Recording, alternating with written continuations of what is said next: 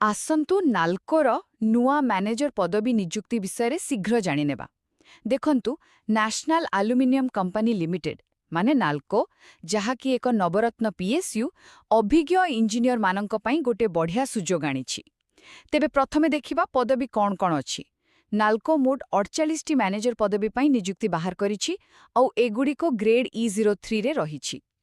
ଏହି ପଦବୀଗୁଡ଼ିକ civil, mechanical, electrical, chemical ଆଉ electronics ଆଉ ଇନ୍ଷ୍ଟ୍ରୁମେଣ୍ଟେସନ ଭଳି ବିଭାଗରେ ଖାଲି ଅଛି। ଦ୍ୱିତୀୟରେ, ଯୋଗ୍ୟତା। ଆପଣଙ୍କ ପାଖରେ ସମ୍ବନ୍ଧିତ କ୍ଷେତ୍ରରେ ଇଞ୍ଜିନିୟରିଂ ଡିଗ୍ରୀ ତ ଦରକାର, ତା ସହିତ କମ୍ ସେ କମ୍ 8 ବର୍ଷର କାମ କରିବାର ଅଭିଜ୍ଞତା ବି ଥିବା ଜରୁରୀ। ବୟସ ସୀମା ରହିଛି ସର୍ବାଧିକ 38 ବର୍ଷ। ହଁ, ସଂରକ୍ଷିତ ବର୍ଗଙ୍କ ପାଇଁ ନିୟମ ଅନୁସାରେ କିଛି ଛାଡ଼ ଅଛି। ଆଉ ଦରମା କଥା ଯଦି କହିବା, ଏହାର ସ୍କେଲ୍ 80,000ରୁ ଆରମ୍ଭ ହୋଇ 2,20,000 ପର୍ଯ୍ୟନ୍ତ ଯାଉଛି। ଆଉ ଶେଷରେ, ଆବେଦନ କରିବେ କେମିତି? ଦେଖନ୍ତୁ, ଚୟନ ପାଇଁ ଏକ ଲିଖିତ ପରୀକ୍ଷା କିମ୍ବା CBT ଆଉ ତାପରେ ଗୋଟେ ପର୍ସନାଲ ଇଣ୍ଟରଭ୍ୟୁ ହବ। ଆବେଦନ ଫିସ୍ ହେଉଛି UR OBC EWS ପାଇଁ 1,000 ଟଙ୍କା ଆଉ SC ST PWD ପାଇଁ 500 ଟଙ୍କା।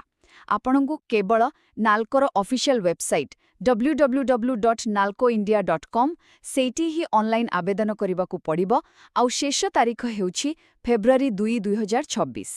ତେଣୁ ଯଦି ଆପଣ ଜଣେ ଅଭିଜ୍ଞ ଇଞ୍ଜିନିୟର, ତେବେ ଫେବୃଆରୀ 2 ତାରିଖ ପୂର୍ବରୁ ଆବେଦନ କରିବାକୁ ଜମା ବି ଭୁଲନ୍ତୁ ନାହିଁ।